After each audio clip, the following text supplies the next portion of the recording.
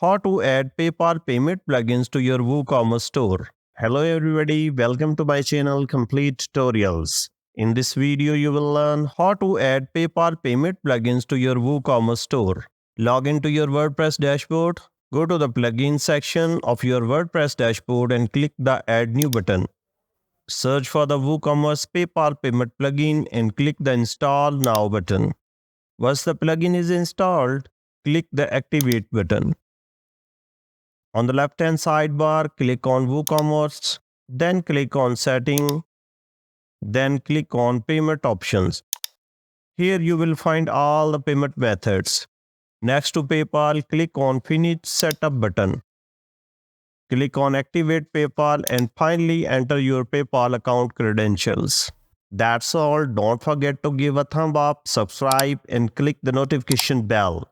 Your comments and input means a word for me, so don't hesitate to share your thoughts in comments below. I truly appreciate your engagement.